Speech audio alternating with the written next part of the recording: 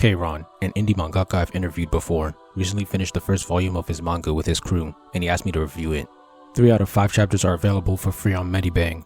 I told him that if I were to go through with this, I couldn't go easy on him, because I usually keep it 100 with all of the popular stories I talk about, so if I went easy on PSS, it would look like I'm doing K-Ron a favor, like nepotism. But he told me to be honest, so that's what I'm gonna do.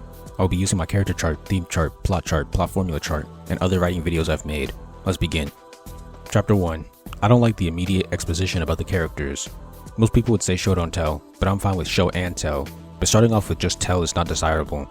Maybe this is a reference to how at the start of manga volumes, they give little summaries of each of the characters every now and then, but that doesn't happen in volume 1. For example, Naruto did that in volume 2 as a recap, not an introduction. The art is good, and I like how the story doesn't just flat out tell me what's going on. They're planning something, but because the characters already know things that we don't know, they don't just repeat it for us because it'd be unrealistic. Instead, we have to find out what's going on through their actions. This is one of the ways I said exposition should be written. Question, then answer. The villain here seems to have a philosophy on power, and because I like villains with philosophies, I like this. I don't understand the combat though. The characters are using magic that looks confusing and isn't explained. The double spread towards the end looked nice. Chapter 1 ends on a cliffhanger. The fight continues in Chapter 2. The magic and panels are still a little confusing, but the specific abilities are a little more clear. I can see an enhanced punch, summoned fists, a phoenix, and a dragon, but I don't understand the magic system yet. This could be an intentional choice. I like how the main character tries to talk the villain out of his evil ways. At the end, the heroes begin to seal the villain.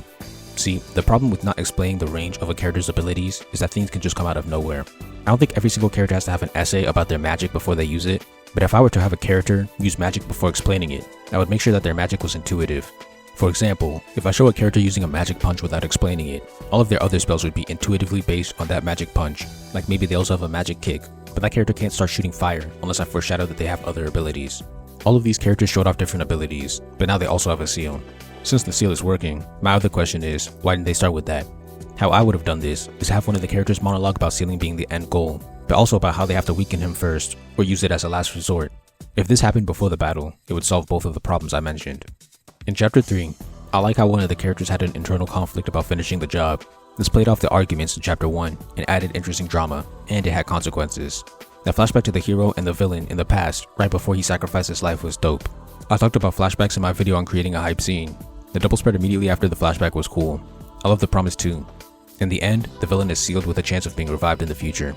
That's the end of the free chapters. I understand that this is a prologue story that's meant to set the scene for the main story, which is probably why it was plot heavy, but that doesn't fully excuse it from any criticism. I think the characters were underdeveloped. On the main team, I could tell you there was one funny guy and one hesitant girl, and I could describe the villain, but that's it. A part of the problem stems from the amount of characters introduced at the same time. We also don't know what caused the villain to change from good to evil, but that might be intentional. The plot did its job, especially as a prologue. There was an attempt at a theme revolving around how power should be handled, but I wouldn't say it was fully explored. There's an anti-theme, which is what the villain believes, but there isn't really a pro-theme. The hero doesn't have a specific philosophy on how power should be handled, he just disagrees with the villain, which results in a lack of an externalization of the pro-theme in the climax. I prefer prologues as flashbacks because by that time, I'm already invested in the setting and characters, so the prologue doesn't have to do much work. Additionally, the prologue could be an answer to a question. That's my review of the free chapters in Purge Star Sagas Volume 0. You can read the free chapters in the link in the description.